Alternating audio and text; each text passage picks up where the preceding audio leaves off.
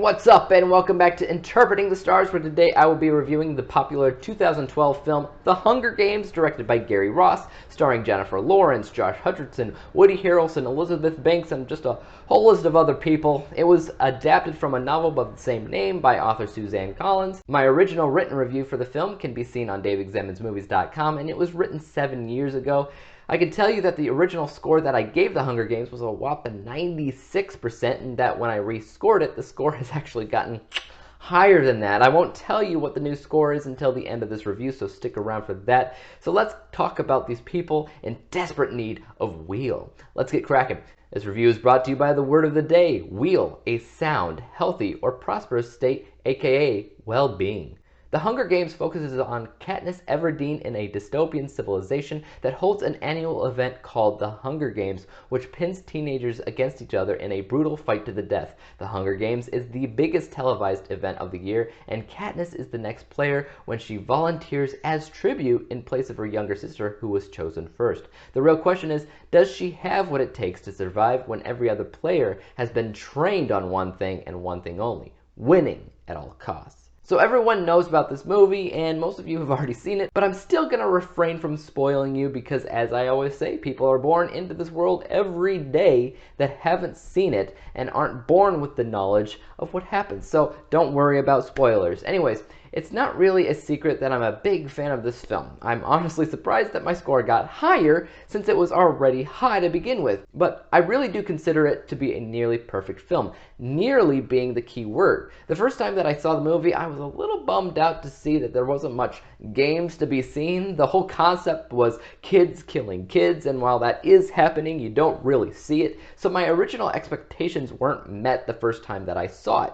Multiple viewings since then have turned my attention to other things going on in the movie, like the social commentary for things like bravery, courage, hope, standing up for what's right. It touches on how corrupt a government can be if left unchecked, and of course, the evolution of media. When I went to high school, I had an elective class called Mass Media. That taught me the history of media and the difference of where we were 40 years ago versus today. Back in the day, they couldn't show married couples laying down in the same bed, and then that changed to they could be in the same bed, but one of them had to be sitting up. Today's media, almost anything goes, because throughout the last few decades, they've always been towing the line of what's acceptable and what kind of boundaries they can push. The Hunger Games is an exaggerated look at what could eventually happen later down the road, just for the sake of entertainment. Past that, you're looking at the difference of the rich and their attitudes of the poor, and the same vice versa. There's a lot of things going on in this film when it comes down to those messages.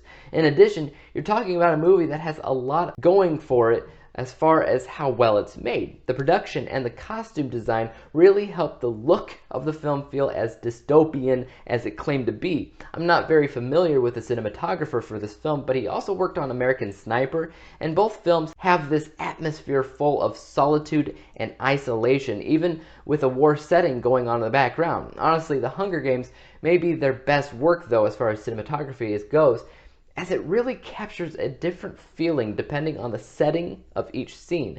The editing is good, the sound design is really good, the acting is really great. I could go on and on. Almost everything in this film is done with precision and with a carefully trained eye. I only have two very minor complaints. They both have to do with the characters and their individual importance into what's going on. There's a fair amount of focus on Katniss and Peeta, and there's a ton of characters in this film.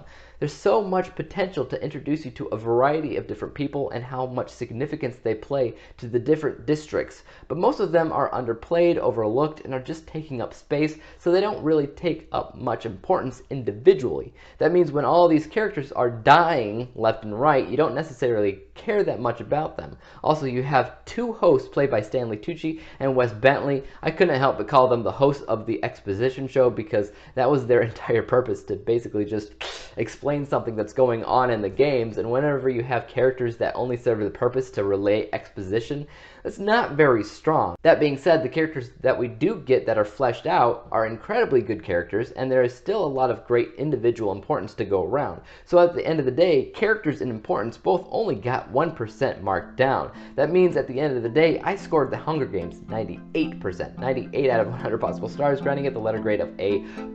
Like I said, there's a lot of love, and I'm curious to see where I score Catching Fire, since when I originally scored that, I scored it a rare perfect score of 100%. We'll see what I score it now, but eventually, guys, let me know what you thought about The Hunger Games in the comments down below. Are you in the same boat as me in considering this film to be one of the best young adult dystopian films ever made? And if not, what do you consider it to be the best? Let me know below. As for YouTube, you know what to do. Hit the subscribe button if you like this review and would like to see some others like it. Hit the little thumbs up button because that helps out my channel. And don't forget about the bell because that helps notify you when I come out with my next review. And until then, peace out!